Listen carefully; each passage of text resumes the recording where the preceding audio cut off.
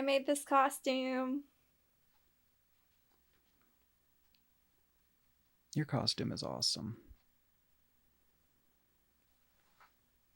It looks like you live on Arrakis. I do. Sometimes. On the weekends. Today we're talking about The Fly. And it's also our first Halloween episode. Happy Halloween. Happy Halloween. Let's talk about The Fly. Buzz.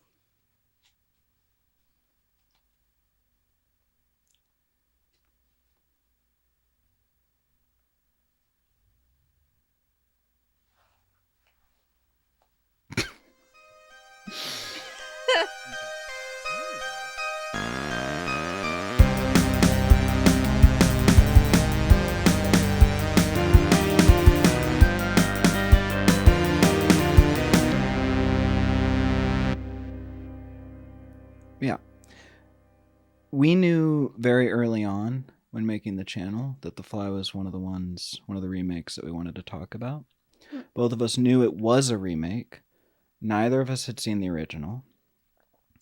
And neither of us knew there were sequels to both the original and the remake. There's a sequel to the remake. We seem to find a lot of like surprise sequels. Yes. Like we did that with Suspiria too. It's like, oh. Yeah, I didn't realize Inferno and it keeps happening. Mother of Tears were It's connected. fun. It's fun when that happens. Yes. Yeah, a surprise sequel is great. So we have since watched The Fly from 1958, Return of the Fly from 1 year later, 1959, Curse of the Fly from 1965. We rewatched David Cronenberg's The Fly from 1986. Which is a remake of the first from Remake 58. of the original, yes. And then we watched The Fly 2 from 1989. Yep. A sequel to Cronenberg's remake. Mm-hmm. Not a remake of Return of the Fly or Curse of the Fly, though we'll get into that. The Fly is... We both love Cronenberg. We're huge Cronenberg fans. We've seen almost all of his movies. Nearly every single movie. I'm much more interested in his early work than his later stuff, but I do like the later stuff too. I can sort of see... It's just not what I would have... If I started with his later stuff, I don't think I would have been like, oh, I got to see everything by this guy.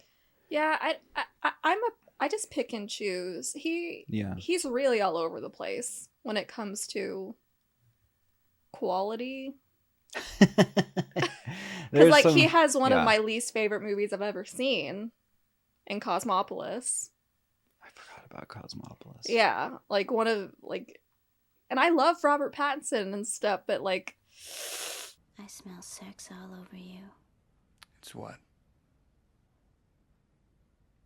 It's hunger you smell. I want to eat lunch. You want to eat lunch. We're people in the world. We need to eat and talk. That was an enragingly bad movie. But then, like, Crimes of the Future was, like, nearly 5 stars for me. And that was just a couple years ago. And then everywhere in between. Yeah. I feel like out of all of his 20-ish movies, there's it's all over the place. So I kind of pick and choose. Yeah, we probably will have a whole episode of just us talking about Cronenberg and how much we like him. So I don't really even want to get too much into... I was about to start talking about Cosmopolis, and I was just I was like, let's talk about Dead Ringers. Let's talk about Crash. And no. Let's not get into the weeds there. But notably, he is a director associated with specifically body horror. Mm-hmm. I don't know that that's... If he likes that title, he's certainly earned it. But I think that almost is reductive. That's not his bread and butter. It's not. Once you watch his movies, like on the surface, for sure. Yeah, sure, I get it. He's putting holes where they don't belong. He's mutating people. Instruments. Yeah. He obviously spends a lot of time thinking about the way the human body works. the way it doesn't work, a lot of grimy details.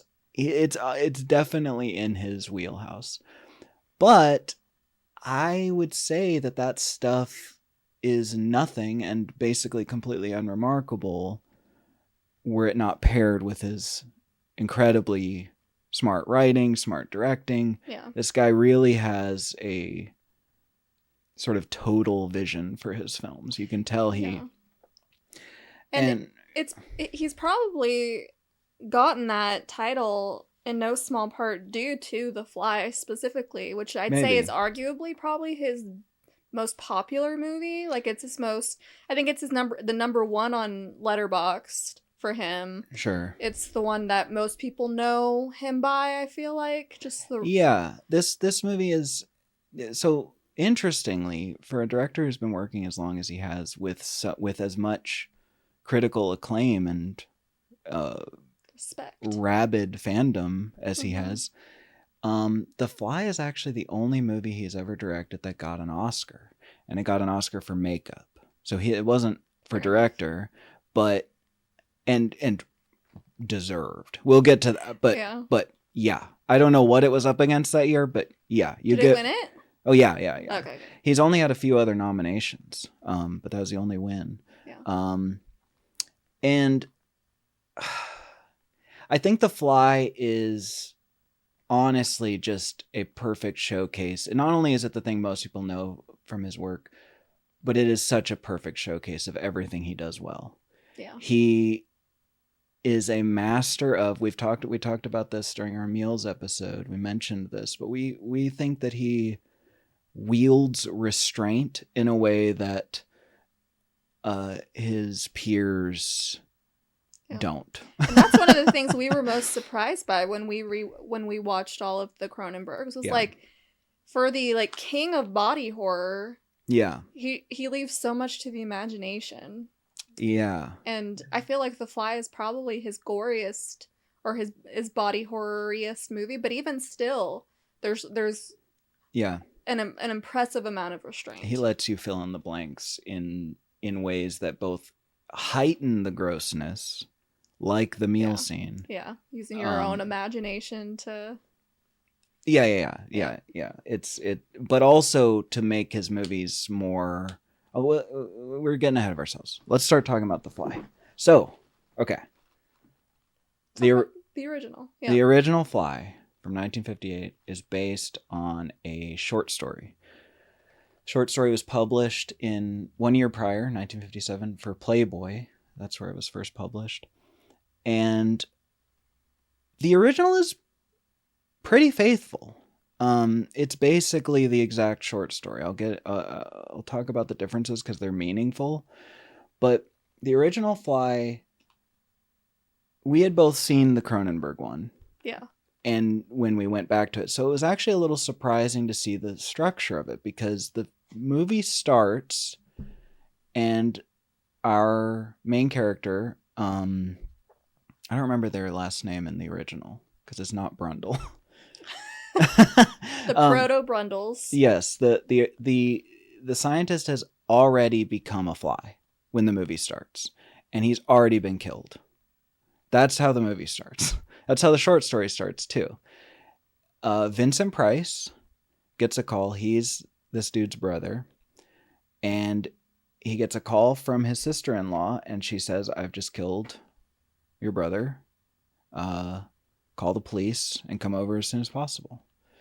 And it's a mystery because she won't talk to him or the police about why she killed him, just that she did, and that she can't explain any details. And the way she's killed him is she's flattened part of his body in a huge hydraulic press. At his place of work.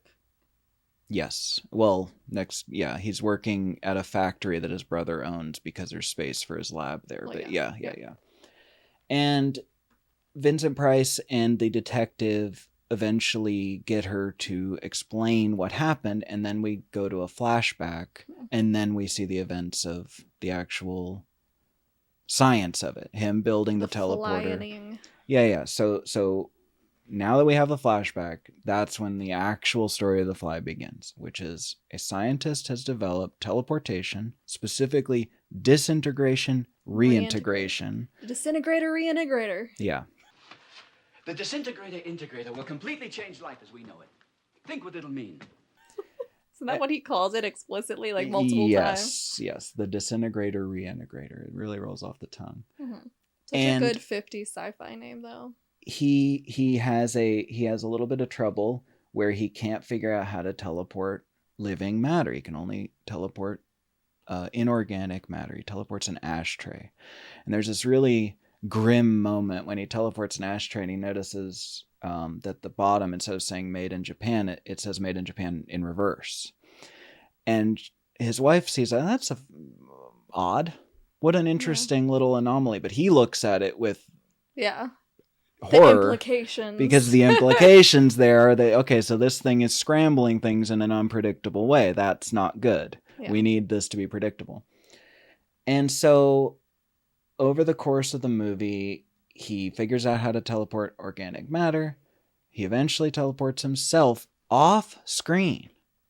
We don't actually see the transformation or his maiden voyage. We find out about it because he leaves a note for his wife that's basically, don't come in. I can't talk. Knock if you understand. I need help. It's a matter of life and death. It's pretty scary. It is scary. Like, imagine it, like... Yeah, it's interesting. We're going to talk about the Cronenberg one and all the ways that it changes the story. But I did find it surprising how, because like we both love The Thing, Carpenter's The Thing, and we went back and watched Thing from Another World. And while it was fun and good, it's a different movie. He reimagined the movie in a lot of meaningful ways. Calling that a remake is there's enough there. There's enough there, and I do think, you should be allowed to make big, broad, sweeping changes, and it still be, it's fine. Yeah, it's fine that he like that Suspiria. I mean, exactly. There's some remakes. In fact, you should. Yes, yeah. It's make it your own. Say something that you want to say. Yeah, one of my criticisms of the 2006 Omen remake was how much they were trying to just make the original. That point, what's the point? It's like, I have that movie. It was flawless. Why are you trying to do it again? Sure, yeah. That's what a lot of modern remakes run into, like the Poltergeist remake and stuff like that, where it's like, I don't see you're not adding to this. Yeah, you're not adding anything. Now, going back to The Fly, it's genuinely unnerving for a lot of reasons. The fact that it's told through the wife's perspective is interesting. Yeah. It gives us this one layer removed. Now I get it. It's like they had limitations, more limitations than in the 80s, more limitations than now about what they could and couldn't show. Not only in terms of like what audiences would be able to handle, but also in ability, like, now that being said, when you do see the teleporter working, the effect is awesome. This movie is in beautiful, bright colors. It's right in the late 50s. It's that, like, we're just figuring out how to do this kind of thing. Yeah, I love and color. Like really like cooking with how vibrant we can make the colors. We also just watched Singing in the Rain. That also has that effect. It's like just this, it's like looking at a coloring book. It's like, it looks like a cartoon almost. It's so vibrant. And the teleporter looks great.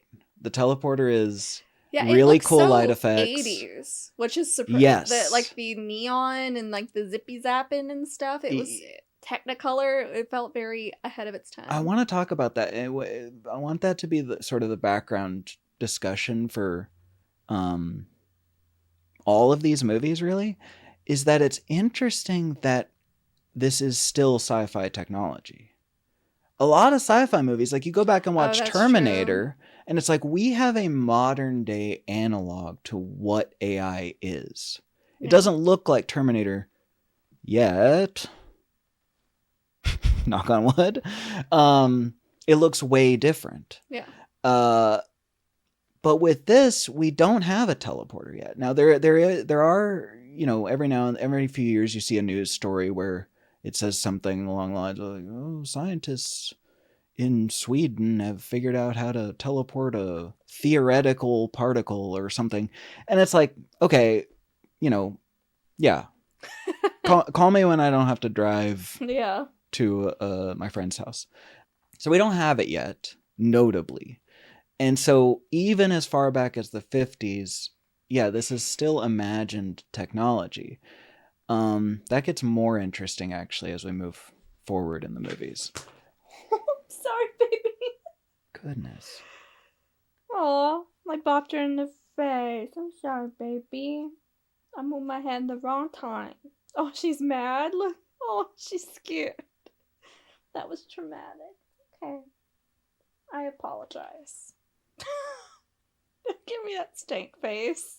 So yes, the original is surprisingly unnerving for its time period. We sort of expected it to be a little more cheesy, a little less clever, I guess. I don't know. I mean, that's an unfair expectation, but it's the only thing I had heard about the original was my mom told me how vividly she remembers the end scene of the little It's memorable. fly with the human head saying, "Help me, help me."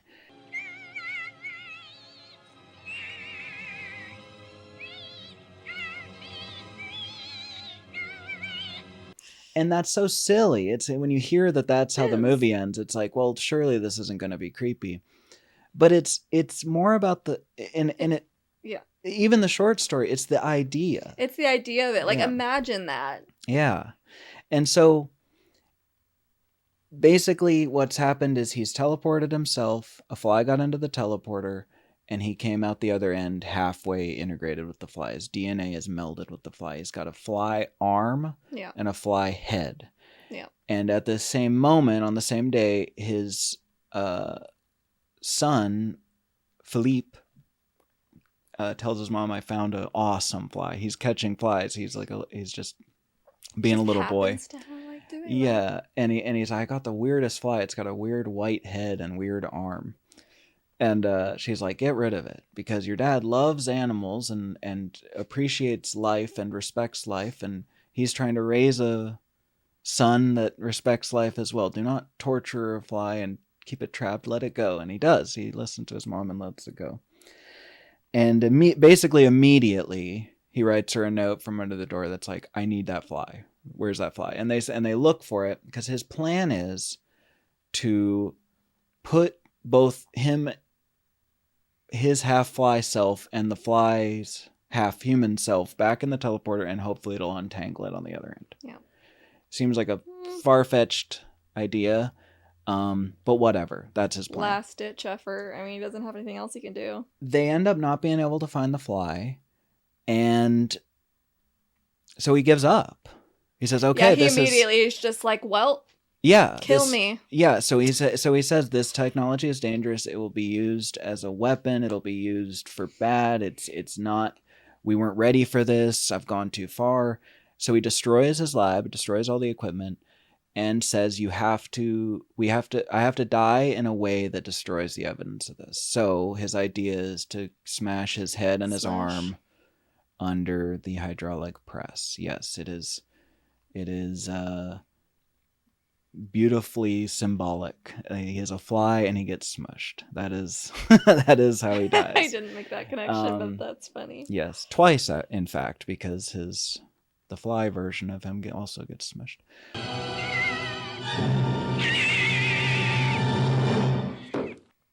So that's why she's killed him with the hydraulic presses, to destroy the evidence of this horrible scientific disaster. Now, one thing I want to talk about with this movie, and specifically the short story, is Dandelo.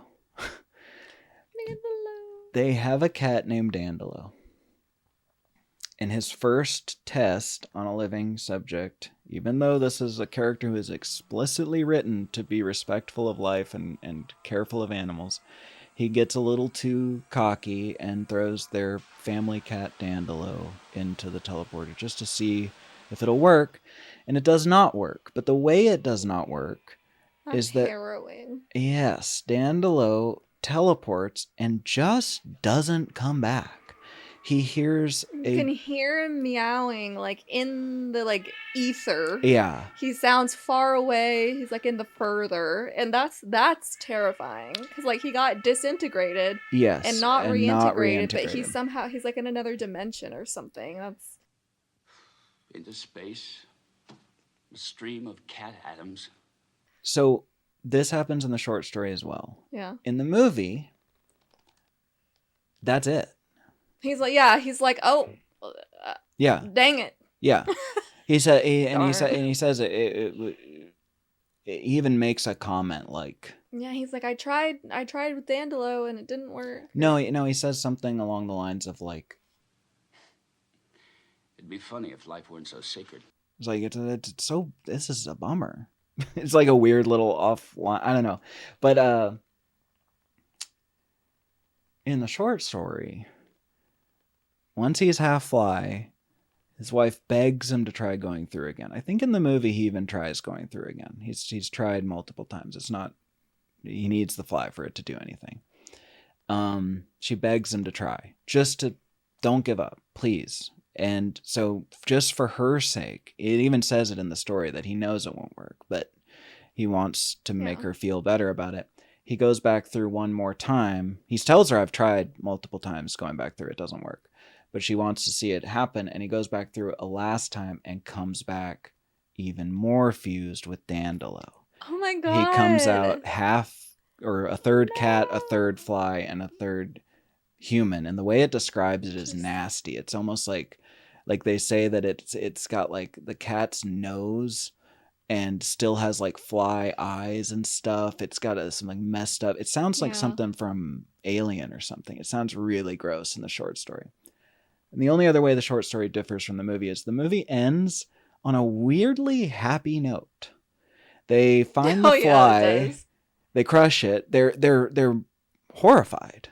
Both the detective and Vincent Price's character are like, okay, this means she wasn't crazy, that this really happened, and that no one's gonna believe us if we tell anyone that this happened. And then the last shot is like, anyway, like the son is like, So what that happened? happened. Yeah, the son is like, what happened to my dad? And he's like, he was a adventurer on the furthest edges of human experimentation, and he was not careful for 1/2 of a split fucking second. And he got turned into a fly. Like he warns him of this. And then it's just Vincent Price and his sister-in-law and her son, and they're just in the yard, and they're like, anyway, in the story she kills herself. Oh. Here I am. Well, come along, you two. I'll see you off.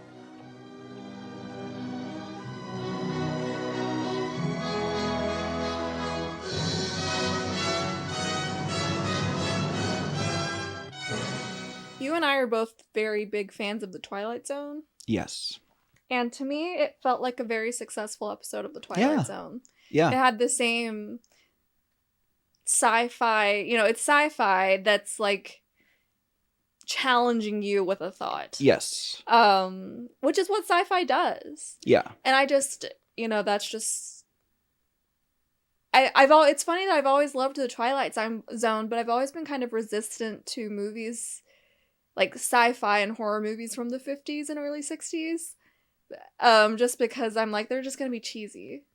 And it's like, yeah, but I love it. Like, I think a lot of people, probably in every generation, have sort of implicit biases when it comes to the time period they're watching movies from. Obviously, we are more familiar with and more attached to movies that were coming out around the time we were learning what movies are. And yeah, you're right. There is a distinct shift in style and tone somewhere around the 60s and 70s that it's just different. It just feels different. But no, it was good. It was a good movie. I think we both recommend the original Fly. Mm-hmm. In fact, especially if you've only seen the Cronenberg one. If you, like us, are expecting the original to sort of fall flat, it's actually quite good. And then it had sequels.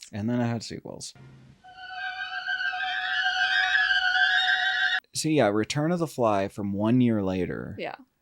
Basically just tries to do the same thing. They do very few different. They make very few changes to the structure of the film, but the plot is that Philippe, the son, has now grown up, and inspired by Vincent Price's his uncle warning to him in the who's back as well. Vincent Price has also returned. Inspired by his warning about his dad's adventures in the unknown, he says, well, I want to be an adventurer and I want to do what my dad did. And so he is following in his dad's footsteps in every way, shape, and form, including teleporting himself through a teleporter and accidentally becoming fused with a fly. That happens again in Return of the Fly. It's right there in the title, but you think, surely this person with a teleporter whose dad was half fused with a fly and died because of it would take every precaution in the world to at least prevent that specific fate from happening to him.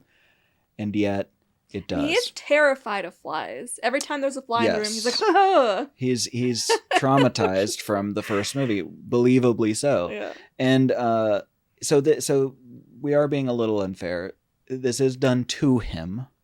It is done intentionally this time by our antagonist, a British con man /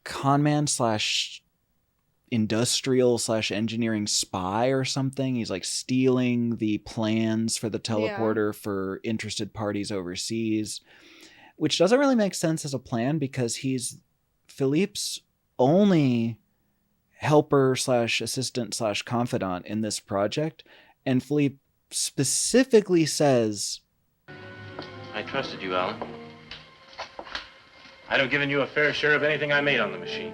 Like, if it's money this guy's after, it doesn't really make sense to steal the plans and sell them before it's fully done. It's always flimsy. With it's just flimsy. They just needed a bad guy. They just needed a bad guy, a thing to set the story in motion. Yeah. And the most interesting thing that happens in Return of the Fly, in my opinion, is in this particular instance, they find the fly, they throw it in the teleporter with half-fly Philippe, and it works. He comes out the other end, just a regular fly, and just Philippe. They did it. It worked. The idea he had in the original, even though it sounds insane and far-fetched, that is what would have helped his dad. And so that's hilarious. They even try unsuccessfully to repeat the tragic romance element of it. They give him a love interest. They give her almost no screen time whatsoever. Or like any lines. And then he doesn't die. So it's like, well, I get that you're trying to recreate the original, but the original has a tragic romance element to it baked in. Yeah. It's told through the wife's perspective. And that's how it's more effective, is because you're experiencing it like from a spouse who's having to watch this happen to her, the love of her life. Like, that is painful, like putting yourself in that position. That's what makes it successful. Exactly. At being unsettling. Exactly. And that will come up a lot more in Cronenberg's. And so, I don't know. It was fine.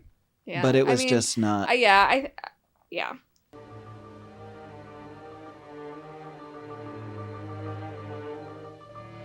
And then there was another one. And then they made Curse of the Fly. Curse of the Fly is the weirdest fly movie in that, in many ways, but one specific way it is strange is that there is no fly. There is no fly. It's kind of almost switched to genre. It's very haunted house-esque. Yes. It's not a haunted house, but it's like there's mysteries and malevolence in the house, and like it's a big sprawling house, and like she's coming to a new place and figuring it out. So it's like it has so many elements of this haunted house genre. Yeah. Curse of the Fly starts with one of the coolest title sequences or title shots. Yeah.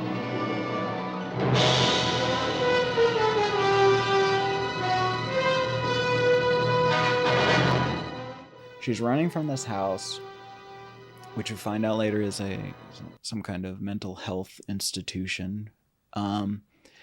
And she sprints into the woods. She's escaping this house, and she sprints into the woods, runs into one of Philippe's now sons. He has gone on to father 2 scientist sons, and he's working to further the teleportation junk from the original and the return. And they have it almost perfected. In this movie, they teleported Philippe all the way across the Atlantic Ocean.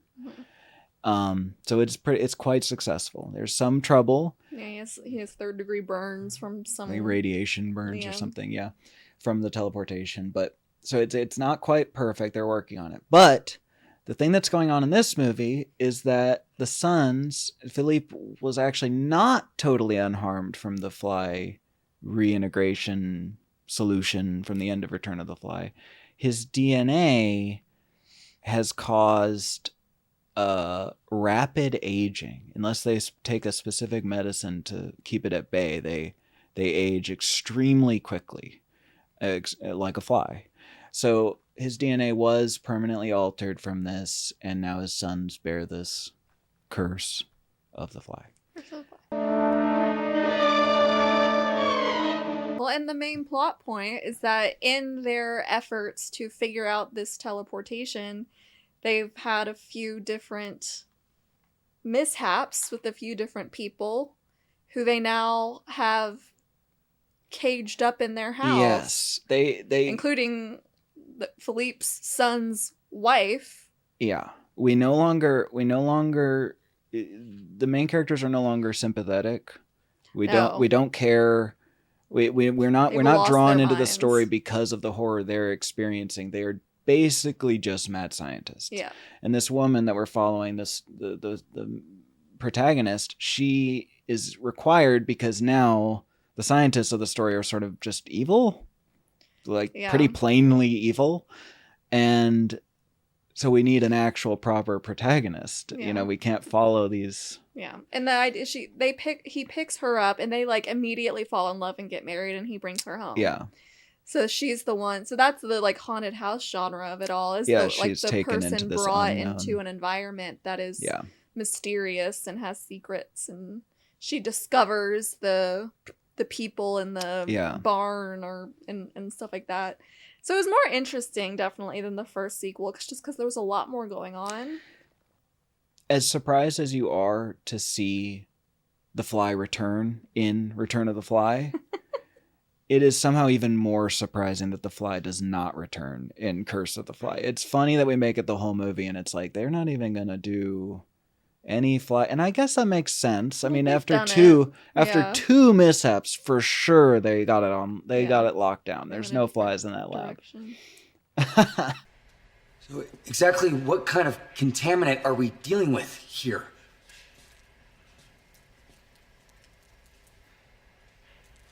Fly. Cronenberg. Now flash forward to 1986. It's 1986. We have a couple hotties. Yes. This movie stars essentially 3 people. Yeah.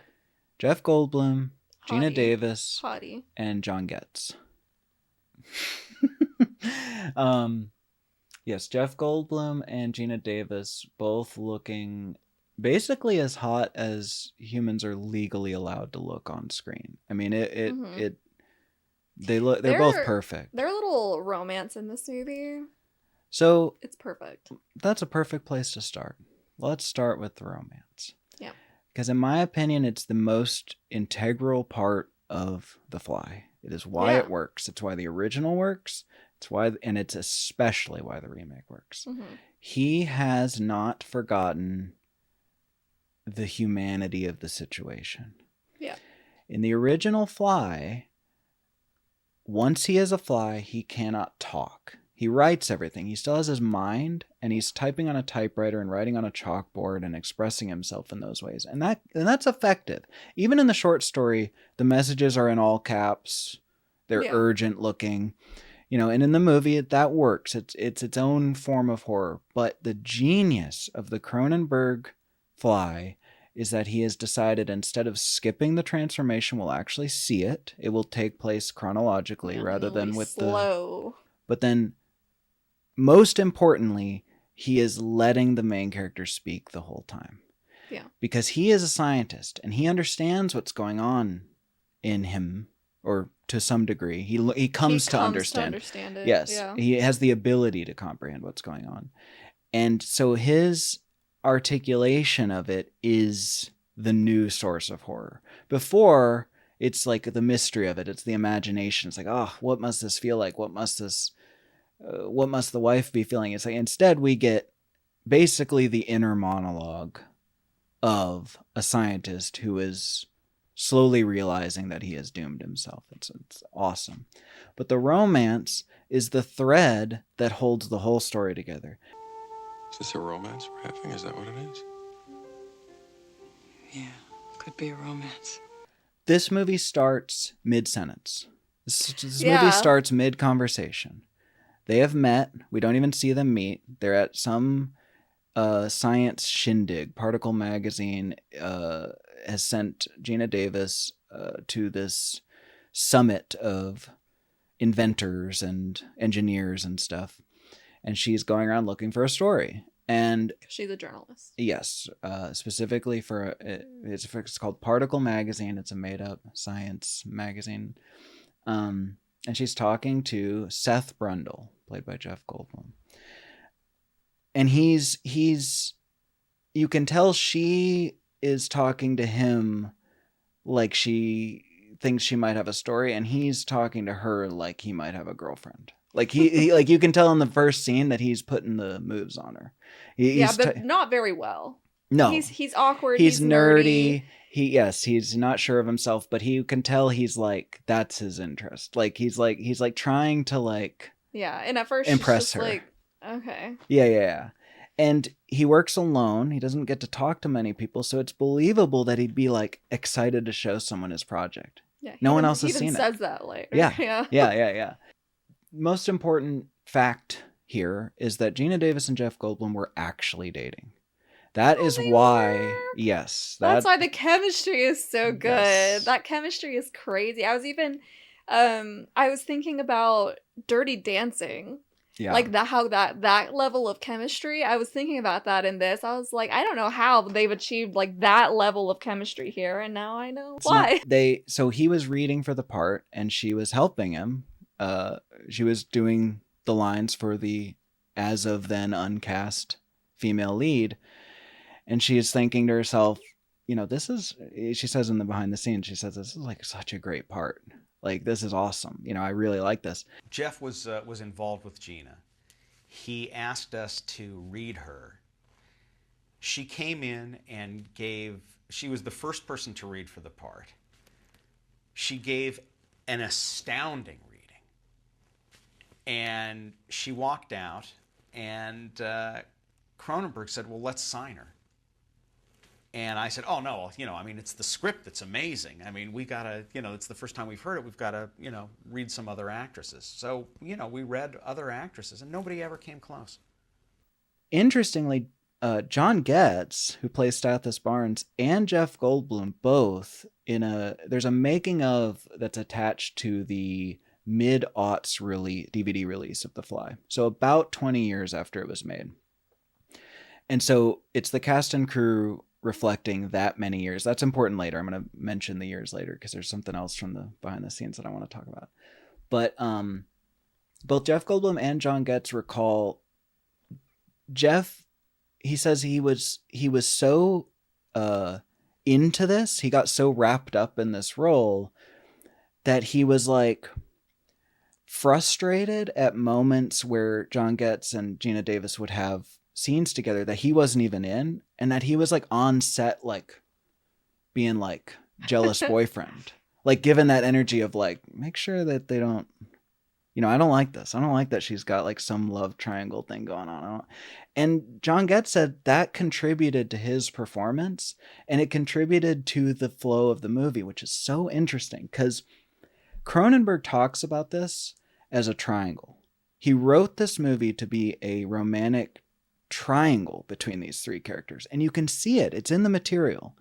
Stathis Barnes, her editor at Particle Magazine / former lover, who is not over their breakup and is not okay with her romance with Seth Brundle.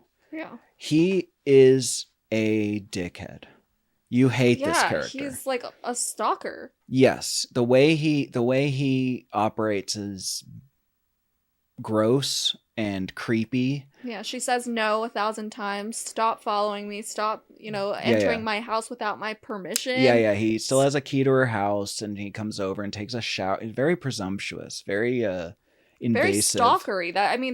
You can't do that. Yeah, no, I hate him in this movie. Well, when I heard that Cronenberg envisioned this as like a triangle, and then rewatching it, there are moments of like, I can see how at a very early form, I can see this being a sympathetic character. I mean, he's got a lost love that he then has to see go through something horrific, and he has to eventually stand up and become a sort of hero character. I do see that. Yeah. And that's probably my one complaint with the movie, is that you don't like him as the hero. I don't like that he has a hero moment. Yeah. I don't like that he becomes, in the second half of the movie, like, important to her survival. Like, he becomes her support system. And it's like, to me, it just feels like he weaseled his way. I mean, even like they mentioned that they met when she was his student in college. So it's like, even from the get, and then he got her to become a journalist, and he's the editor of the magazine she's a journalist for. It's gross. It's bad. All over the place. And the fact that he, like, it becomes such a central, like, savior, helpful figure in the end. I have a lot of beef with that. I'll get there. We'll get to the end. We haven't gotten that far in the story yet. But I just think it's interesting that both John Getz and Jeff Goldblum cite their real world romance as a partial motivation for the energy that Seth has for Stathis and Stathis has for Seth. There was a little, like, both of them said we were playing that up a little jealousy. bit, because there was like there's palpable jealousy. Yeah. I'm Stathis Barnes. I'm the editor of Particle Magazine. Seth Brundle. No, I know who you are. So, okay. Our characters have met. Our two romantic leads have met. And he has convinced her to come back to his lab, and this is where he gives his motivation, which I love. He gets motion sick. That's why he wants to make a teleporter. He doesn't like riding in vehicles. He feels uneasy. She's like, well, how much did you have to drink? And he's like, this is just me always. It's like one line of dialogue. It's basically a throwaway line. But in it is a huge amount of character building. He is not looking to change the world. He is not looking to radically alter the timeline of mankind. He's not looking to become part of the Mount Rushmore of great scientists. He just doesn't want to ride in cars anymore. And I thought that was such a great... Yeah, why would he choose to do this? Why would he pour his heart and soul into this weird little project? What a great motivation. And then, as he sort of realizes the success of his machine, or presumed success of the machine, then his ambition grows. Then he starts talking about, this could change everything. We have a wonderful, playful, flirtatious scene when her I first... love that scene. He asks her for a personal item. He asks something her... specific to you.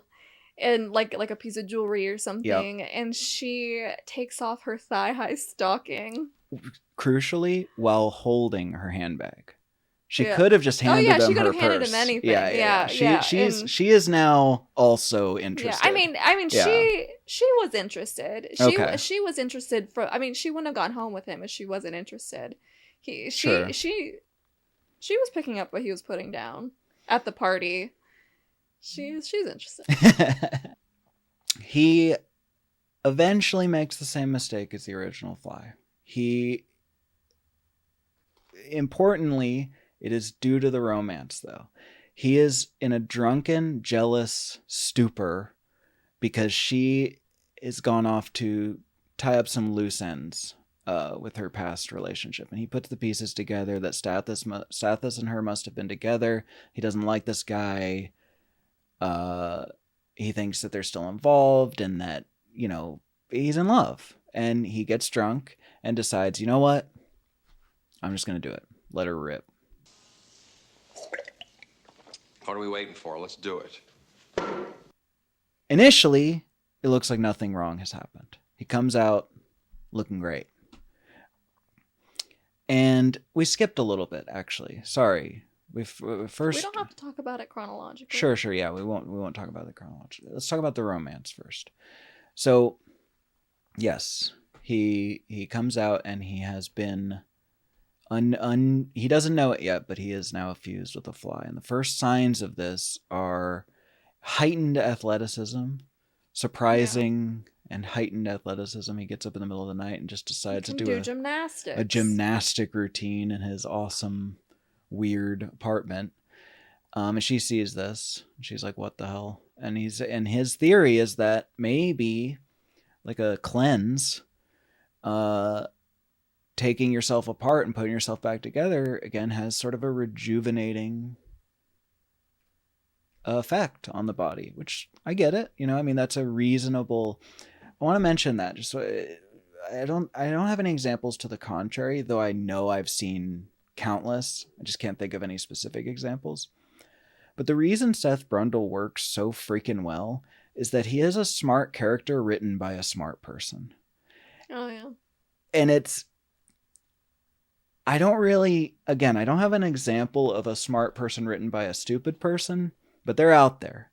And you know them when you see them.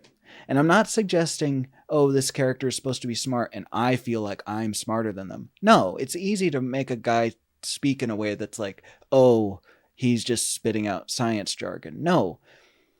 Seth Brundle is thoughtful, genuinely thoughtful, and genuinely intelligent. So the idea that he would reason out that as a potential cause for his good mood and his energy and his strength makes perfect sense. You can tell what it is that Cronenberg has thought about this. Cronenberg has thought about what would it be like to teleport yourself? What would that feel like?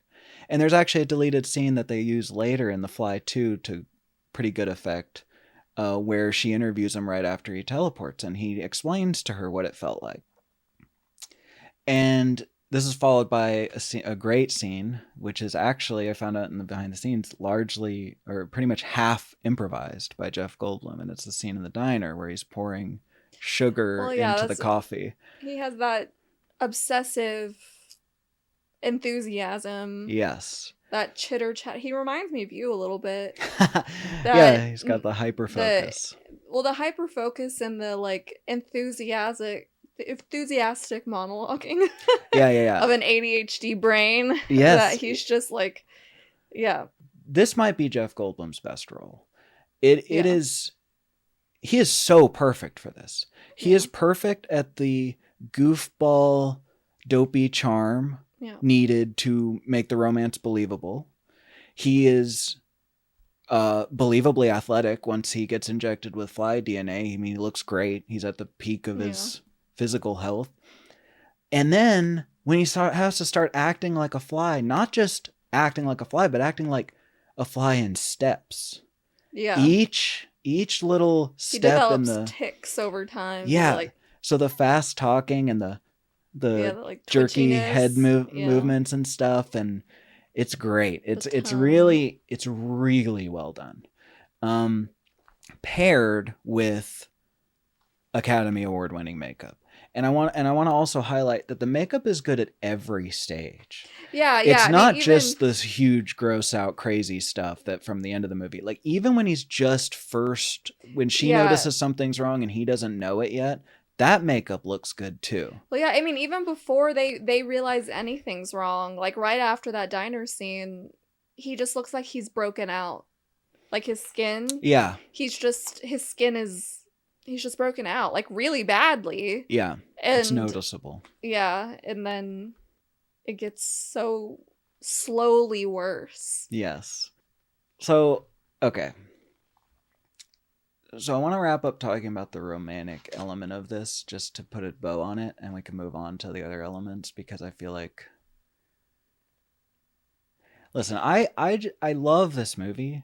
I love basically everything about this movie. I think it's pretty much perfect. Yeah. It's perfect on its own, much less as a remake. I mean, it's easily a perfect remake. I mean, but I think it's a perfect movie on its own. It both starts mid conversation, and the way it ends is so abrupt. It's just such it was done. But the story's done. Exactly. Yeah, it's not a moment of overstaying its welcome. Not a shred of it. Well, the romance functions here the same way as it does in the original. As she is a stand-in for the audience. Yes. And you're having to, it's like, yeah, just seeing this happen to someone is gross and upsetting, maybe disturbing, it's a horror movie. But the added element of you seeing it through the eyes of someone who loves him, yes, makes it so much worse, because you can put yourself in, you can put someone you love in that spot and imagine that happening to them, and just like the pain of that.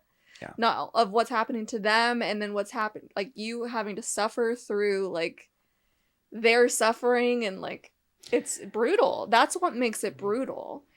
And the ending, especially brutal. Yes. Cronenberg describes this as, what is it? Without the sci-fi element, what you're watching is a movie about a couple where one of the people develops some sort of wasting disease, and the other one tends to them until they die. Yeah. And that's a hard sell. That's a sad movie. And that is the movie.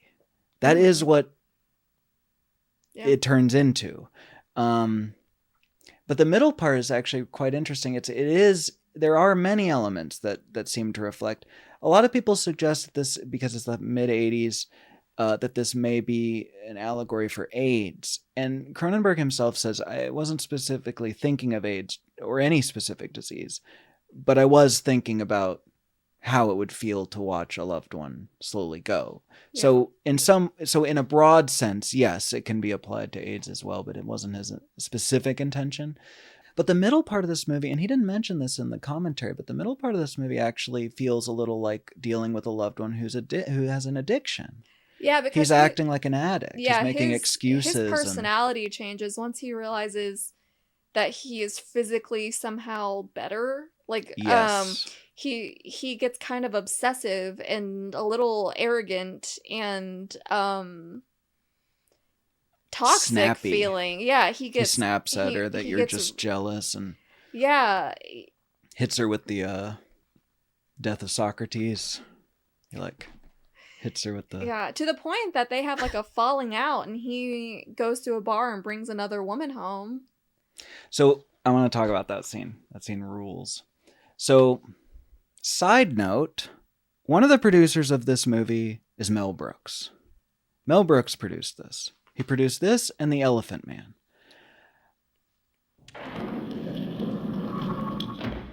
You're hiding me. Yes, that Mel Brooks. I didn't know that. I didn't know that at all until researching this movie. It's very surprising to me. It's very confusing to me. Very interesting. I love that he wanted to produce such a dark, sad, and The Elephant Man as well. Brutally sad. Just bleak. Yeah, it's just a bleak movie. Bleak movie. Both of them. Very bleak movies. Also with unbelievable makeup effects. And so maybe that's just what his thing was. The side note I want to talk about is that the famous tagline, "Be afraid, be very afraid," that we actually mentioned in our Jaws episode, that's from Mel Brooks. He was going over the dialogue, and at one point, that woman that he goes and brings home from the bar, Seth tells her, "Don't be afraid," and Mel Brooks said, "Oh no, she should be afraid. She should be very afraid." And apparently Cronenberg was like, "Can I use that?" And so Mel Brooks, of all people, came up with one of the most noteworthy taglines in film history, which is, I don't know, I thought that was very interesting. The moment I wanted to talk about in the commentary, though, is the music in this movie is amazing. We're going to get to that. But he leaves the apartment. He's angry. He's yelling at her. She's got his jacket on that she gave him. Storms out of the apartment. He's just walking down the street. He's just walking down the street. That's what this shot is. He's like fast walking. And apparently on a early pass of it, Mel Brooks saw it and was like, why is the music so intense right here? I mean, he's just walking down the street. Why is it like... And Cronenberg apparently told him, he's not just walking down the street, he's walking towards his destiny. And apparently Mel Brooks was like, okay. Yeah, that really is the turning point. That is the moment where... Yeah, it's like a point of no return. Yes. When he decides to pick up another woman at a bar and cross that line. And yeah, he's really... He's violent. He's changed to... Yeah, he acquires this woman by challenging her boyfriend to an arm wrestle, which he breaks his arm and drags her out of the bar. I mean, she's kind of into it, but he still drags her out of the bar. Yeah, she seems weirdly unfazed by her boyfriend's arm being snapped in half. She's like, well, you gotta hit a few more bars. Like, she's like, not, I still... Yeah, I don't know if he's her boyfriend. She says something about, like, I'm into him tonight. Sure, or something like that. So it's just kind of the guy she had aligned with that night. So she wasn't loyal or anything. So his main focus here, though, isn't to sleep with another woman. His main focus is he wants someone else to go through the teleport. Yeah. He wants someone else to realize how cool it makes him feel. Yeah. She feels sexy. It's an amazing shot. Yes, it's him in the foreground, sort of like holding himself and scratching and looking. He clearly doesn't feel well. He's not good. He's the least sexy he is in up to that point in the movie. Yeah. This is sort of their final confrontation. It's her saying something's wrong with you, and he's basically like, look, I don't need you. Important. So she wants to write an article about his teleporter, and he says, no, it's not ready yet. What if you write a book about my process? You document the whole thing, which is smart. I love that framing device, because her writing the book about him requires them to spend all their time together, and it requires her to document the whole process. And it's the perfect framework for their romance developing, but it's also the perfect framework to tell the story and to see what you see. She's filming everything, which makes it make sense that there's footage, so much. And you also get the cool shots of her footage. And stuff. Yes. And so I just wanted to mention that. And so, when they have their big fight, he says, I don't need you. I don't want to. The book deals off. I'm going to do this without you. And he kicks her out, slams the door shut. And yes, eventually summons her back and says, I need help. And yeah, he says it's been like 4 weeks. You were right. I didn't want to see you, and now I need to see you. Yes. And she goes to visit him. He's much worse. Yeah, he's like horrible. using a cane to walk around. He looks disgusting already. He's using like 2 canes. He's got this weird... Yeah, he's like really bent over. Yeah. Yeah. And so at this point, he also realizes what happened. He understands that what happened is his DNA has been fused. This is awesome. I'll talk about the computer because in a little bit. She had figured that out. She had told him that. She had cut off a few weird, coarse hairs off his back and got them tested. And that's what she had confronted him with. She's like, they said it was insect. And he was like, ah.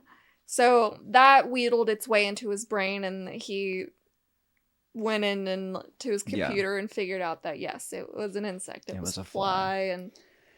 And so he is scared. The scene is really touching. Yeah, because he calls it a disease, like a cancer. He calls it an illness, that he's dying from this disease.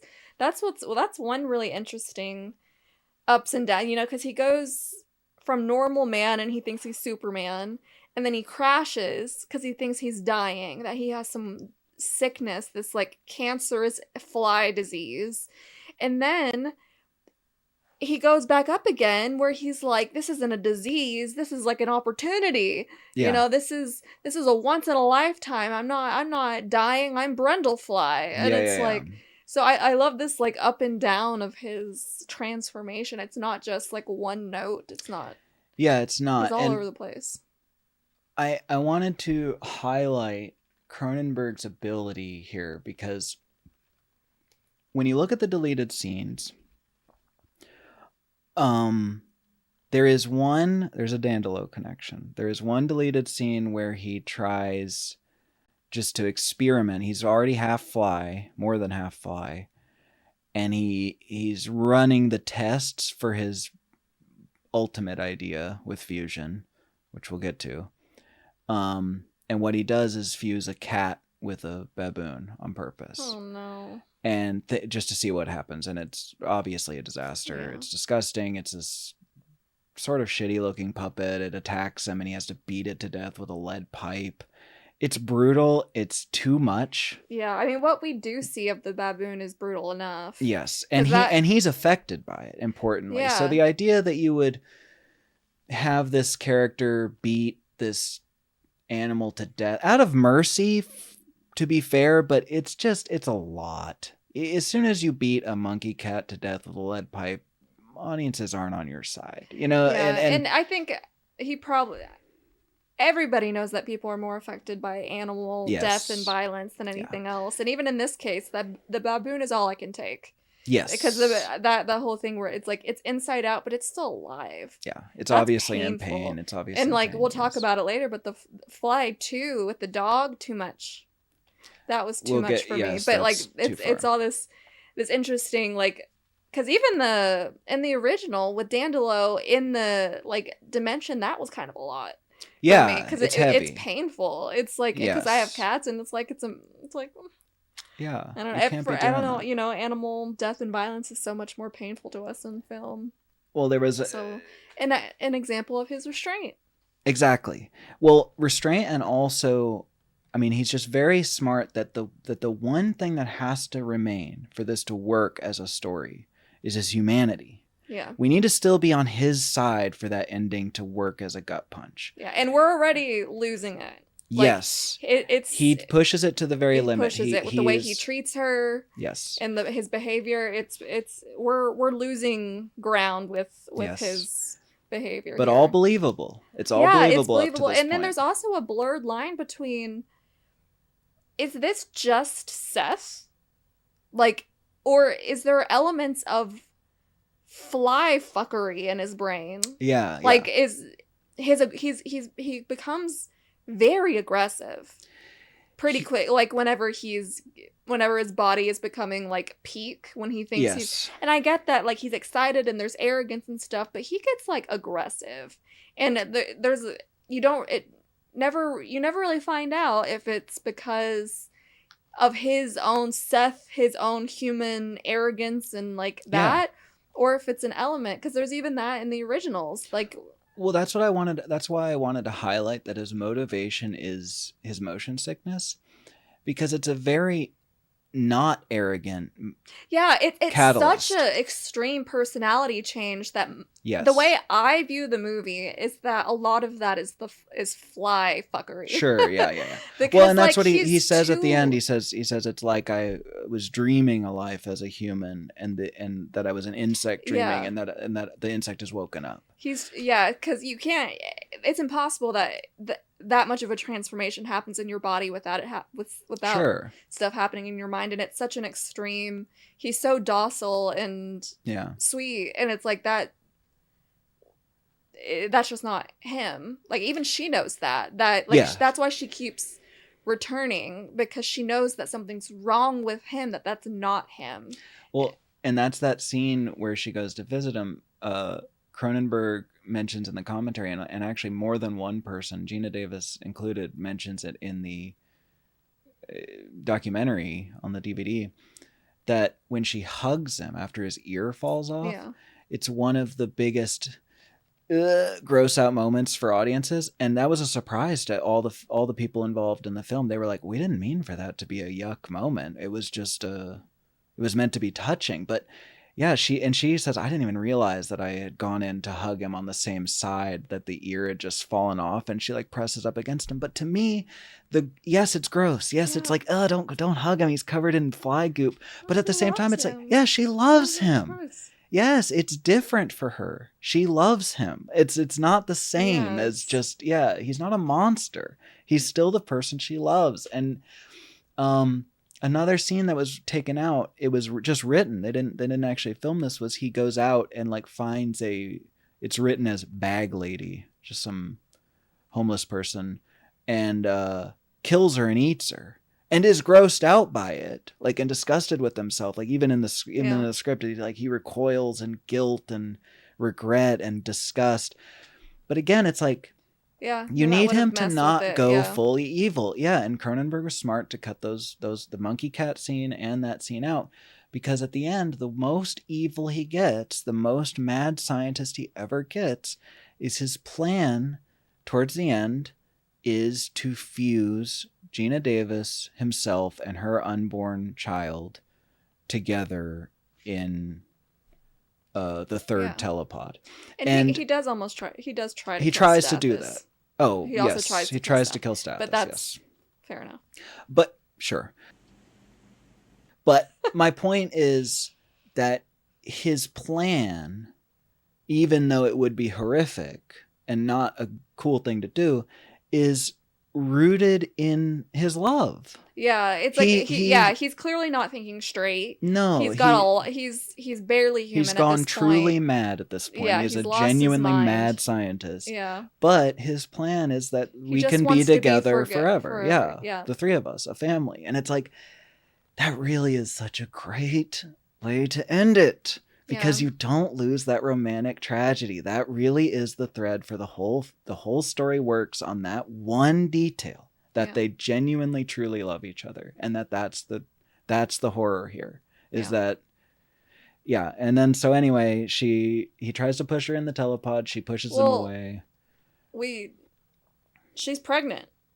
Sure, yes. Yes, she has Seth's unborn baby. She recommits after him introducing that he's dying, or thinks he's dying, but because of this fly merging, but she recommits to like being there for him, like filming it, supporting him, trying it, but at the same time then finds out that she's pregnant with his child, and she got pregnant when she was with post transported him, so now she's pregnant with a brundlefly, essentially. And that gives us the scene that's the like dream birth scene is the only scene I'd ever seen from The Fly before I'd seen the movie. Interesting. Because it's always on those lists of shows of 100 scariest movie moments ever. So it's always that scene of her giving birth to like a larva.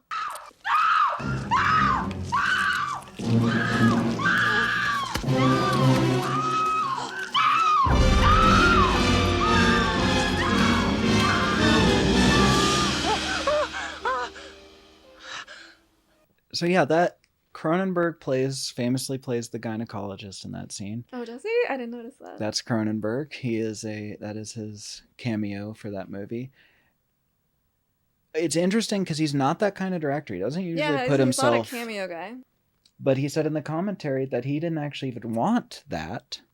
It's so perfect for him because later he goes on to make Dead Ringers, a movie about twin gynecologists. He's obviously interested in reproductive biology for more than one reason. I just look at his entire filmography. He explores that element of horror a lot.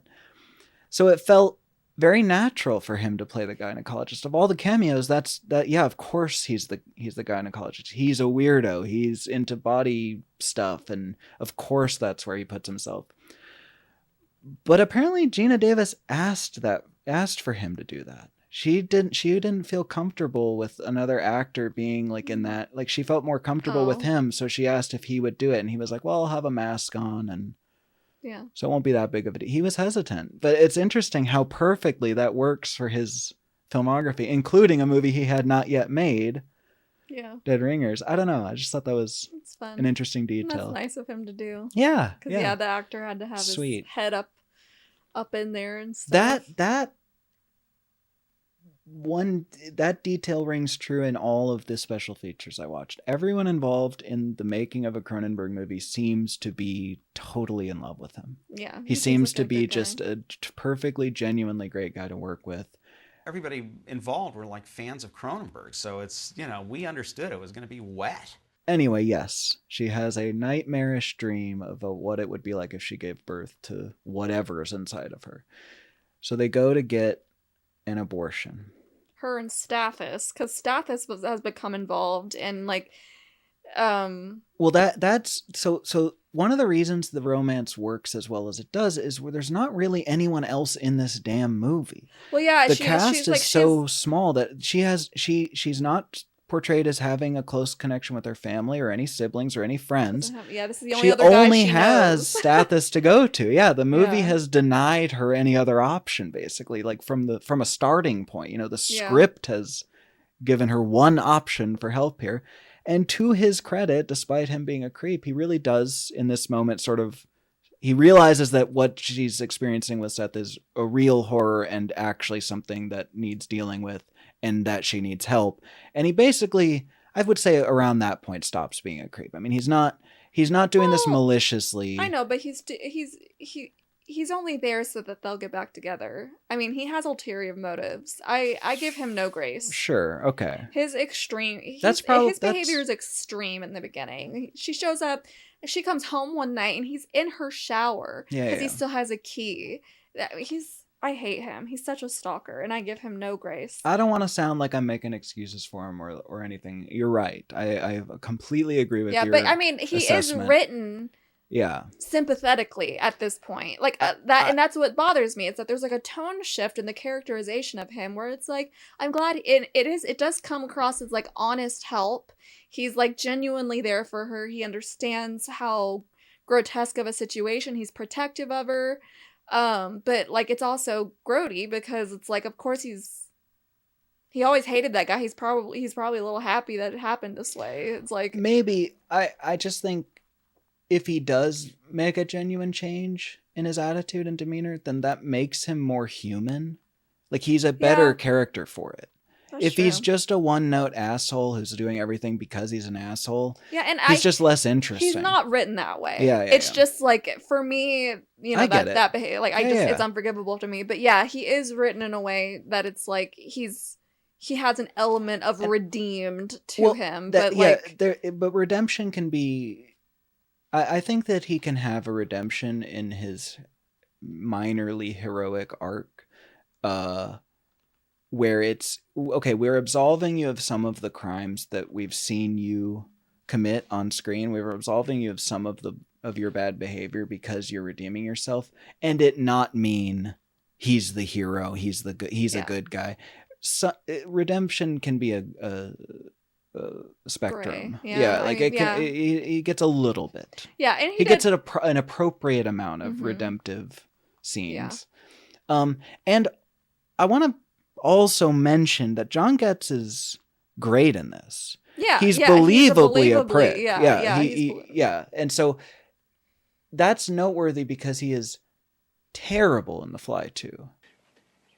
Dissolved my hand and my foot with fly vomit. I had no love for the man. He bugged me. But so now she decides to get an abortion. She goes to a classic Cronenberg weird guy. This guy's in all his early movies. I forgot the actor's name. Well, I guess she tries to tell Seth first that she's pregnant. Doesn't succeed. She can't bring it. She can't do it. And then it's in this like really emotional scene where he's like, at this point, he's like, not human looking anymore. Yeah. He's unrecognizable as Jeff Goldblum. He has a full body. He's not human. But what he's saying is that it's like he can feel he's losing his humanity. Yeah. And he has this moment of clarity before like that happens that you need to go and never come back because if you come back, I'm going to hurt you. Because he feels himself losing that. Yeah. And it's really emotional in that moment. So she goes. And she doesn't tell him that she's pregnant, which was probably wise at that point. She did just need to go. But she goes downstairs and tells Stathis is driving the car that she's like, I couldn't tell him and I want it out now and I want it now, let's go get an abortion now. And Seth overhears that conversation. And of course that changes things for him and so she goes to this clinic. Says it might be the only that's what piece he says. Of me left. He ends up kidnapping her very dramatically by bursting through a glass brick wall. Explodes into the doctor's office, yes.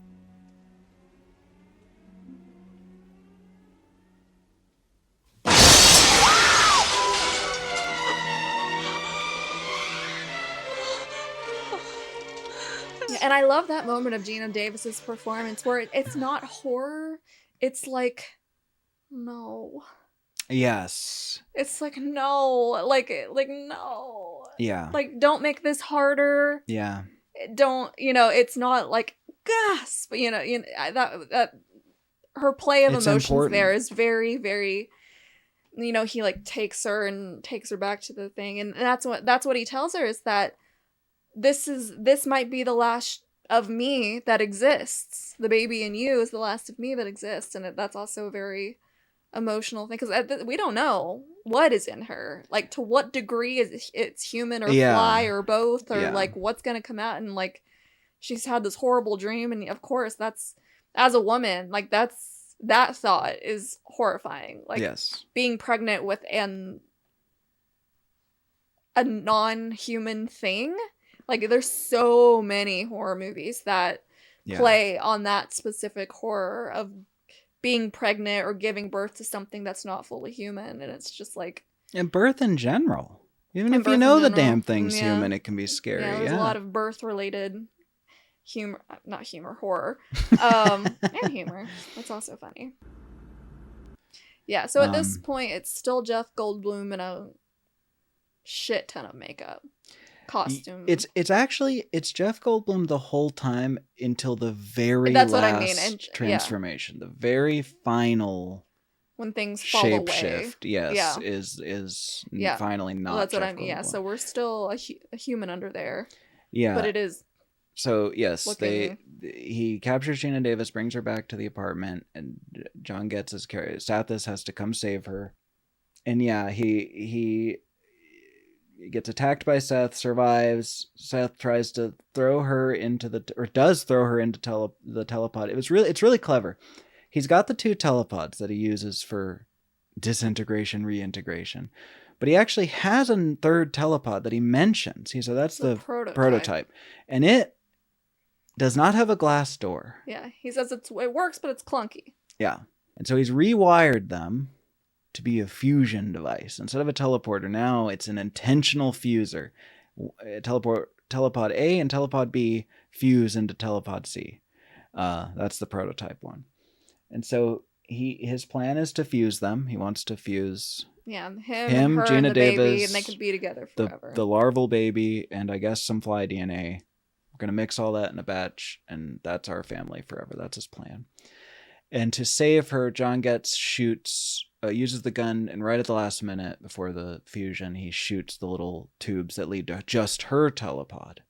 So it still happens, but she doesn't go anywhere. And what happens is he gets fused. He breaks out, realizing that this is about to be messed up, breaks out, gets halfway out of the pod, and then it teleports.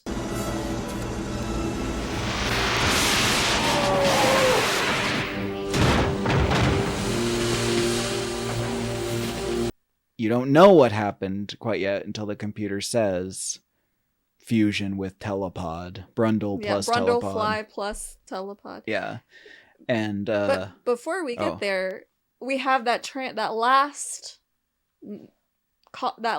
transformation. Okay, sure. Makeup transformation where it goes from Jeff Goldblum in makeup, a lot of it, and as he's like pulling her into the pod, his body starts falling apart.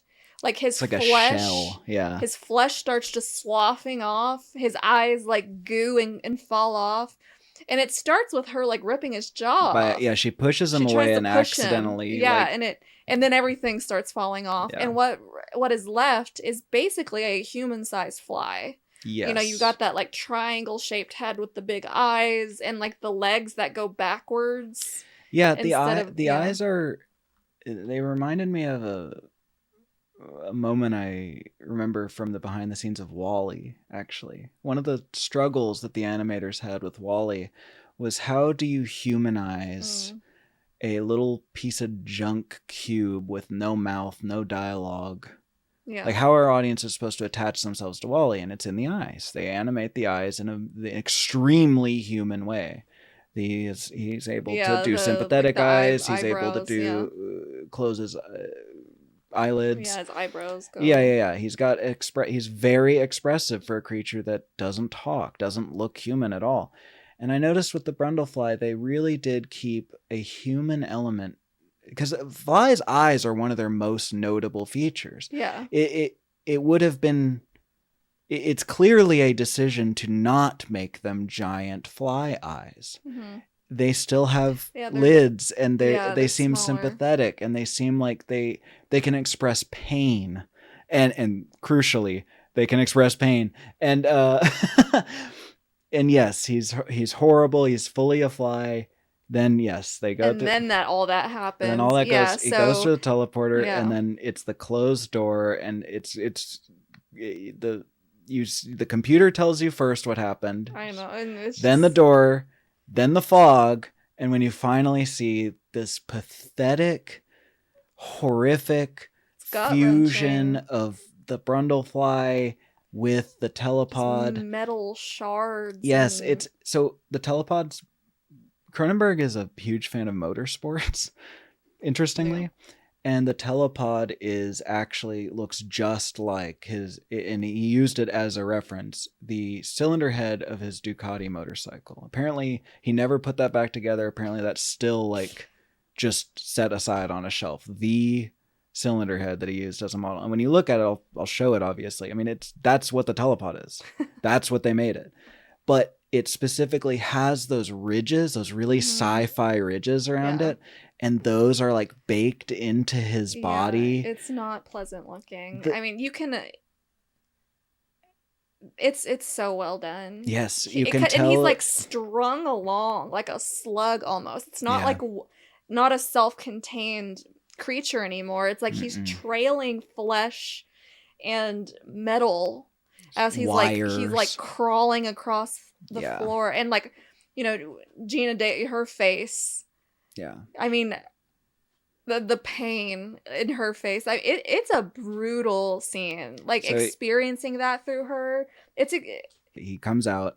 He crawls towards her. She's holding the gun still, but not. She's just crying, and he takes the gun.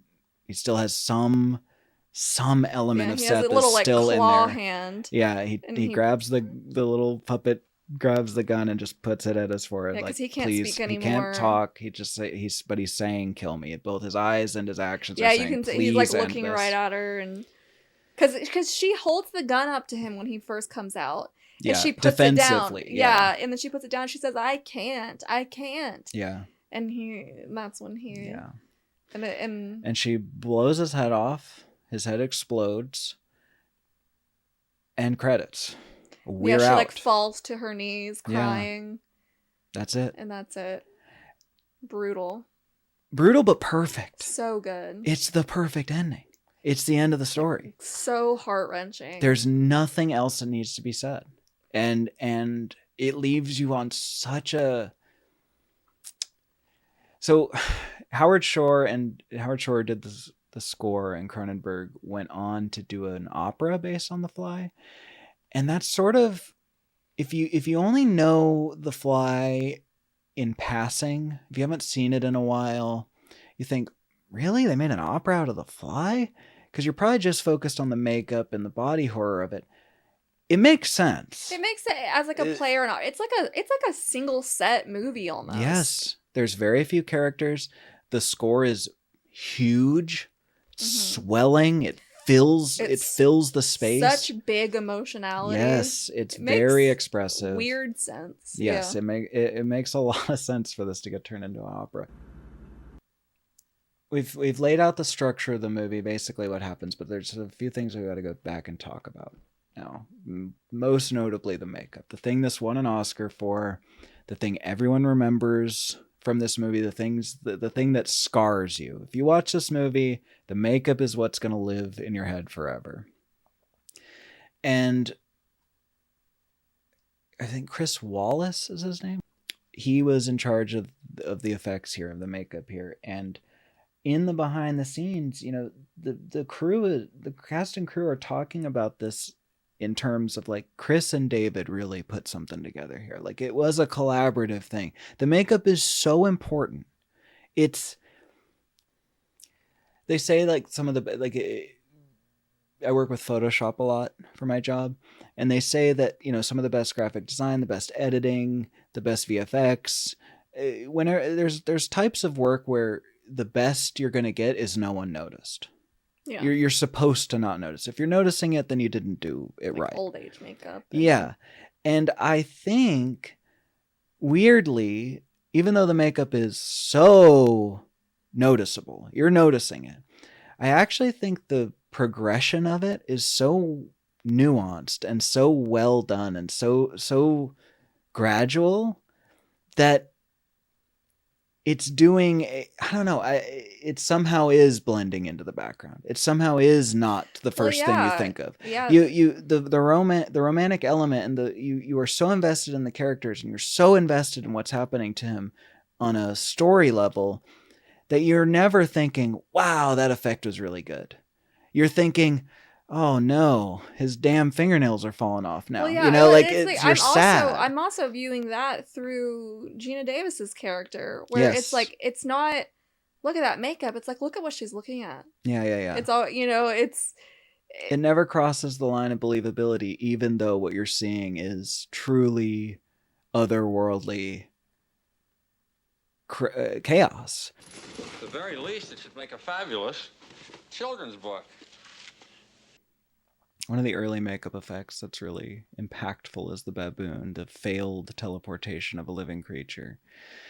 A baboon is played by Typhoon, an actual, he's a famous movie baboon. He's been in a few things, most famously Shakma. Anyway, he comes out a pile of ground beef.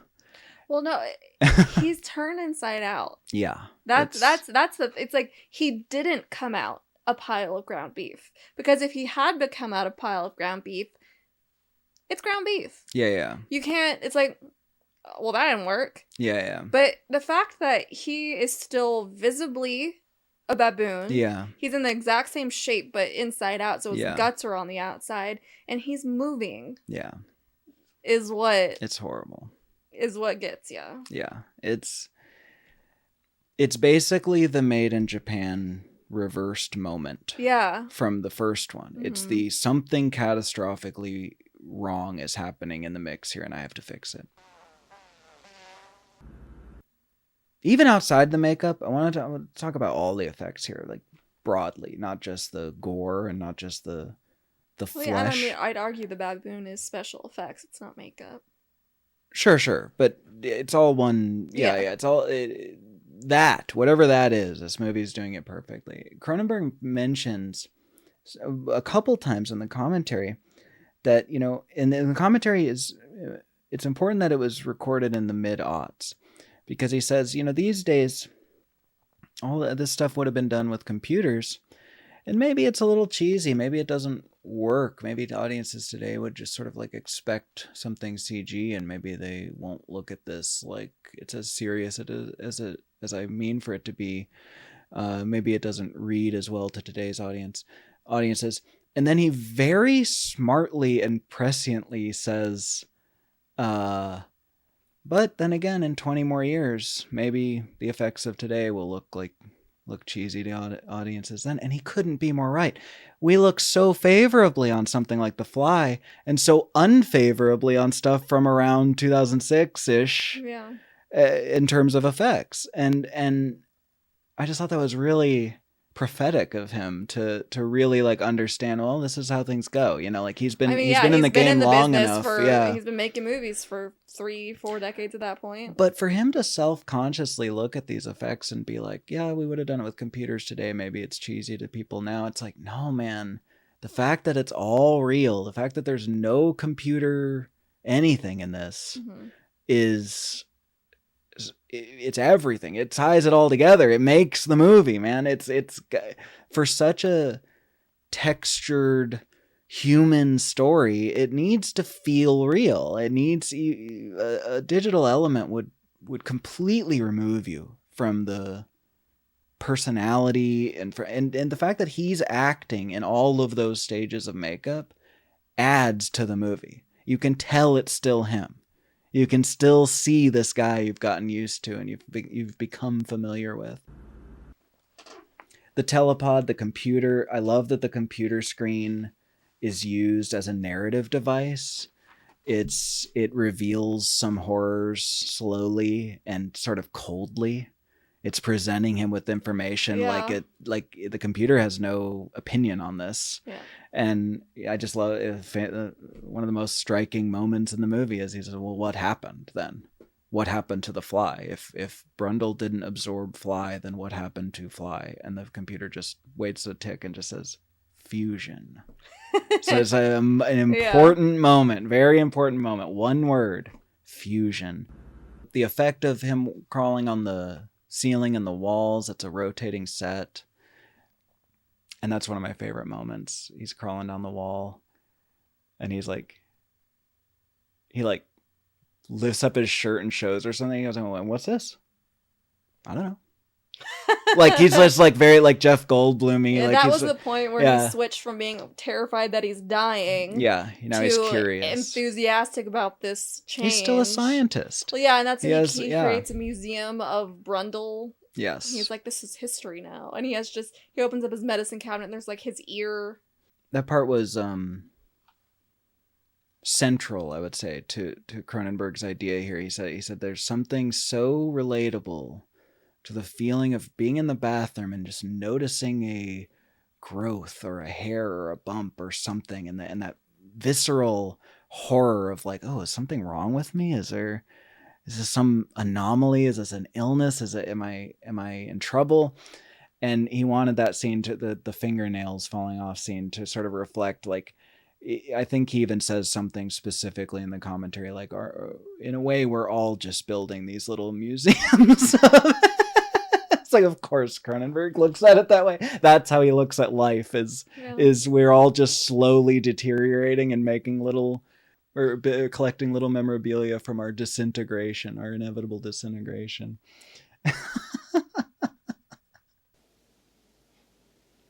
My teeth have begun to fall out. The medicine cabinet's now the Brundle Museum of Natural History. You want to see what else is in it? The score, we mentioned the score. The score is amazing. Howard Shore worked with Cronenberg on basically every one of his movies. They have a very long-lasting partnership. Some very well. Yes. Some not very Sometimes it works, sometimes it doesn't. And not everything calls for Howard Shore bigness. Yeah. When it's called for, yeah, like in this movie, it is perfect. Yeah. They actually, in the credits, you'll see that there is a song credited called Help Me. This is a song written for the movie. It was meant to be in the end credits. It's just a contemporary pop rock song based on The Fly, written for The Fly. And it didn't work. Obviously, this isn't the movie. Yeah, when you end that brutally and suddenly you can't shift it to pop music. No.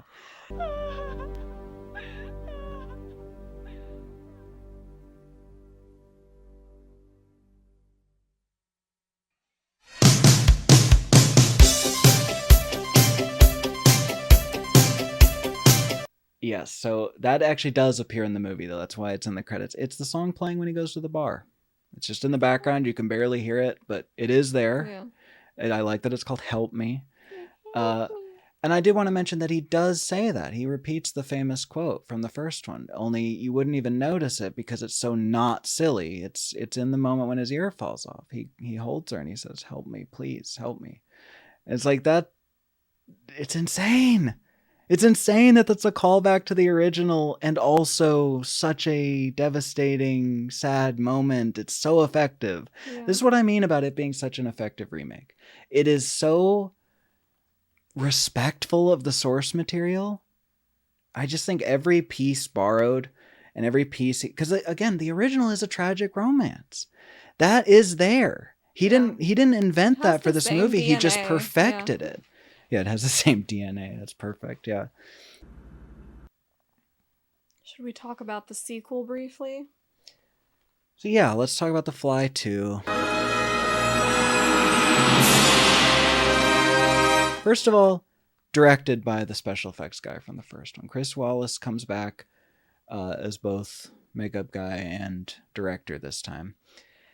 This movie, Fly 2, feels like 3 different scripts got mashed together. It's a mess. So it borrows from Curse, interestingly, in that I can see that. the baby who Gina Davis, I guess, it shows her having the baby in the beginning. So well, it's not her. It's another actress, but yeah, Sure. it's the character. Because that's the Fly leaves us with the question. She's still pregnant. Yes, she didn't get an abortion. That sudden point, ending, that sudden ending does leave a few hanging threads. One of which is that she is still pregnant. The company, he mentions the company name in the original, but we don't actually see any sight of the company. She says, "Why are you, who are you building this for?" And he mentions the company. I can't remember right now. But that they don't really care too much about what he's doing. Yeah. They let him work in private. Yeah, because they know that they'll own whatever he makes, Exactly. and he's not expensive. He specifically says that they'll own whatever he makes, and they do. So in the second one, it takes place, I thought, cleverly within the confines of this shadowy, evil corporation that now owns the telepod and all his research and data on it, and Gina Davis's character, Veronica, her name is Veronica. I don't know why I'm calling her Gina Davis this whole time. Gina and Jeff. Veronica has the larval baby. It comes out in a cocoon, and then they crack it open, and it's seemingly just a normal kid inside the cocoon that she has. She dies in childbirth. John Getz is there. Stathis Barnes is there witnessing this. But then shuffled out. He's you don't have anything to do with this kid. And they raise the kid in the lab, but he ages faster, like in Curse of the Fly. They bring back the rapid aging as a sort of byproduct of the Fly DNA, which I thought was interesting. Yeah, he basically becomes a grown man at 5. But the problem therein lies the problem. Therein lies a big problem. The biggest problem of the movie is that your main character is an adult actor who has the mind of a 5-year-old. He is only 5 years old. And they are playing it off like he is significantly smarter, like his brain is increasing too. But it's like, yeah, you can say that his like intellectual brain is increasing too, but there's an emotional component that it doesn't. We'll get to why the biggest problem with the movie. Yes, there's a very, very, very big problem with the movie. But I do want to mention the guy, despite the script not being great and despite none of the actors being, fantastic. I mean, none of them are putting on a great performance. I thought it was relatively believable that this kid was a super genius, but also still very fussy, like a kid. He was believably fussy. He was believably bored. He wanted engagement. He wanted to be a kid. And I thought they were handling it relatively well until he got a love interest. They give him a love interest. They're trying to play this as a doomed romance as well. Really, what The Fly 2 is a weird fusion, not to of Return of the Fly and Curse of the Fly, because on one hand, I didn't really make that connection, but yeah, I guess. Yeah, on one hand, they want to just repeat the story. They want a charming, nerdy,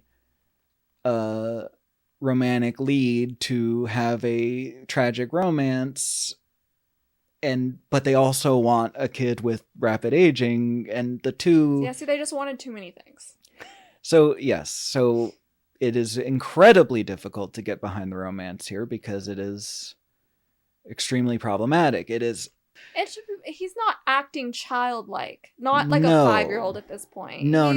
They are playing it off like he has matured at the same rate that he's physically grown, but it's just it's not. It just doesn't work. It's still it's just a bad, like it was okay, a bad call. But yeah, it makes the story basically impossible to latch onto. It's one big glaring problem that you can't really get behind. Yes. And more so, I'm not going to get too graphic because this is YouTube, and also just because I really just don't want to give that much space to this because it's not a conversation I want to have. I'll just put it this way. It's worse than the scene you're thinking of in Big. Can we just put it that way? It's worse. We don't need to dwell on it, but it's worse. So anyway, what this movie does very well is the makeup. Not surprising that a makeup guy, an effects guy, directed it. The end sort of, the last act of this sort of entirely is a showcase of some of the gnarliest, grossest, craziest makeup. And it looks great. It looks awesome. It is, if you like schlocky 70s and 80s and 90s movies, like if you're already a fan of something like Texas Chainsaw Massacre 4 or something. Baby Geniuses.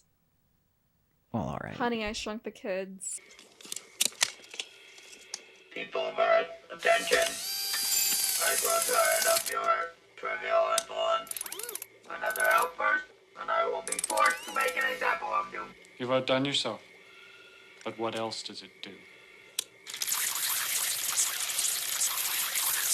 No. That stuff's there in the sense that it's a kid and it's science. But it had a ton of that. If you're a fan of B horror, like it had like a little. If you like B horror with like just like a little spritz of Baby Geniuses. Yeah, yes, there is a weird tone going on, especially in the beginning when he's still a kid, when he's still visibly a kid. And, it feels like I mentioned that it felt a little like a Joe Dante movie. So there's like a whimsy here, a dark whimsy.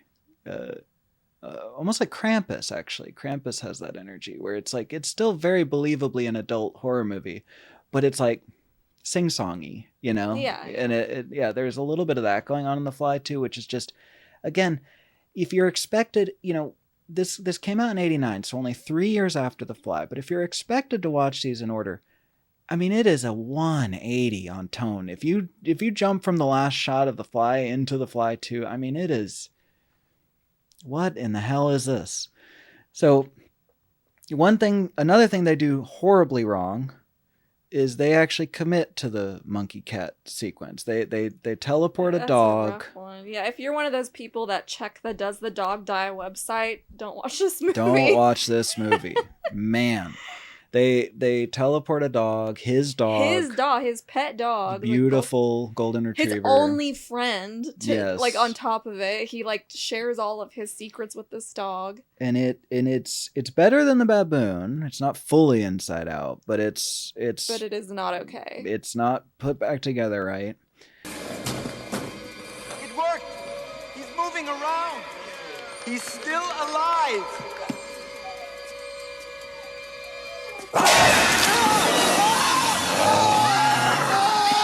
And it's whimpering. And they tell him it can barely move. Yes, it's a puppet, but it's like it's sad. It's so sad. And they tell him that he was killed, and then later he finds out that they've kept it alive for years, and they're feeding it like sludge and in this weird dungeony hole. Horrible, and he has to kill it. He has to put it out of its misery. He like moves to get the food, and it's just like not necessary. And like that was kind of, I mean, in the story, that's kind of like a turning point for him.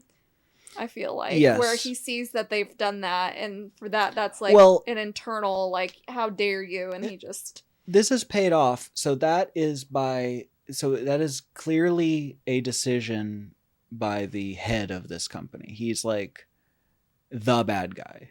He told him that they mercifully killed the dog and that he didn't suffer for long, and actually made the decision to keep it alive. And when he finds that out, that he not only lied to him but did this to his dog, that's when he sort of gets it in his head that, okay, so this guy is evil. He doesn't have my best interest in mind. This is the bad dude. That's when the audience finds out, okay, so that's the evil guy of the movie. You get the sense. I mean, you don't introduce the head of a shadowy scientific organization and not be your villain in a mid-'80s movie or late 80s movie. So he works out in his head maybe a possible way of undoing his fly DNA. He understands what's going on. They tell him that there's no cure for his sickness and that what it is basically mutated DNA. And he was like, well, how could I somehow use the telepod to do what Jeff Goldblum says? And his first theory is, can I like basically break myself down and then tell the other telepod, put me back together as 100% human DNA, get rid of the riffraff, get rid of the extra baggage. And it says yes, but it would require another human to basically get that good DNA that you're missing, and it will result in them basically having all your bad DNA, and it'll kill them. Which sets up the ending where he does this to the bad boss of this company. And he comes out full mutant, and it works. He's just a normal guy in there, and he like sort of comes out of this gross like placenta of this weird fusion, and then the evil guy they put him in the pit where the dog was and keep him alive, and it's a perfect little his story. I mean, the evil guy and the evil deeds he does, that stuff works. The reason the dog doesn't work is because it's too far for the gentle human story that you theoretically were wanting to tell, or that the original was telling, that you're trying to, ride on the coattails of. But as just a schlocky B horror movie, fantastic ending. I mean, it really is just like, wonderful. It's comeuppance. Yeah, it's satisfying. He deserves it. He gets everything he deserves and then some, and then we're out of there.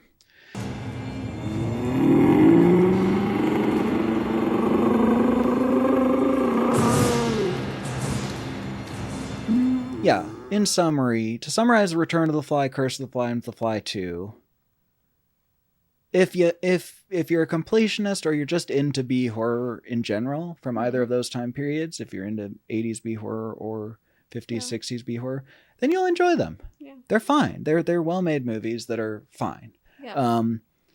They just do not compare at all to the original Fly or the remake of The Fly, especially the remake of The Fly. I mean, just to reiterate, perfect. The Fly is the best you can do with a remake, pretty much. I mean, until proven otherwise. I mean, it's talked about, like, when people say, oh, all remakes are bad, it is one of the movies that someone will always say, actually, you're forgetting The Thing and The Fly. Like, those two they're the ones. I liked it. I love this movie. I love really The Fly. Yeah, I mean, I've seen it 3 times now, and every time I see it, I'm just like, they did that. It's perfect. There's nothing that could be trimmed from it. In fact, the stuff they have... It sounds like they deleted exactly what they needed to delete to make it a tighter movie. And that's something that we talk about a lot with just movies in general, is directors who have no ability to edit, and their movies suffer for it. Yeah. And Cronenberg is the opposite of that. Yeah. We see that as evidenced in many of his best works. It's just like he's willing to kill his darlings. Kill his darlings. Yeah. I wanted to mention one thing that I wanted to mention the first time I saw The Fly, which was on TV, and I was very little. I was too little. Yeah. And this was one of 2 movies. The other one was Pumpkinhead, where we're watching it, my mom and I. And this is a movie, The Fly, Cronenberg's The Fly is a movie that my mom would have referred to as lovely. That was her word for basically disgusting. Like, oh, Yeah. lovely. That's how she meant it. She used to tell a story about me coming up to her in a store holding some toy that I wanted. It was probably like a Todd McFarlane toy, some gross monster or something. Mhm. And she looked at it and went, oh, lovely. And apparently the next day I was showing her something that I had like drawn or colored or something. And she was saying, that's nice. And I apparently asked her, is it lovely? like I needed that. Like I thought I interpreted it as, oh, she likes Great praise. this. Yes, Yeah. yes, of course.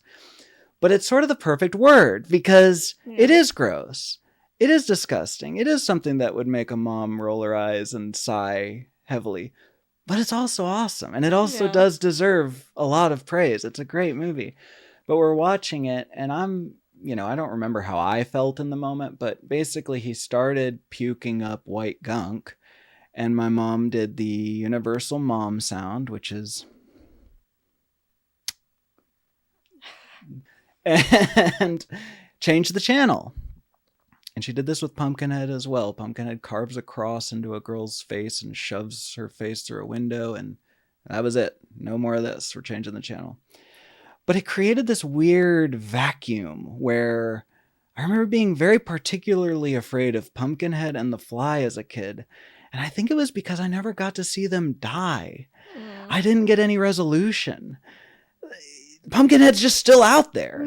Like, and I talked to her about that later. I had a conversation with her as an adult about that. Like, you made those so much worse by like jumping ship. And she was like, well, I'm sorry, and I was like, no, like looking back, it's like, yeah, you absolutely should have changed. I'm not, you did the right thing. It's just interesting that it created this sort of like even scarier. She's trying to avoid me having bad dreams and accidentally creating trauma.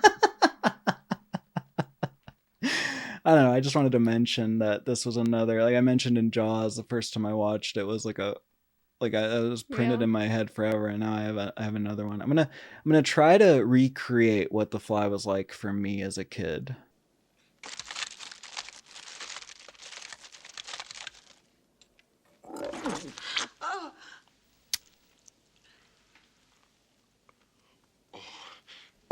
When you call and use your credit card, we'll include the elephants issue as a gift. Plus, thanks for watching. Remember to like and subscribe. Yeah, like and subscribe. And Happy Halloween. Happy Halloween. Happy Halloween. Yeah.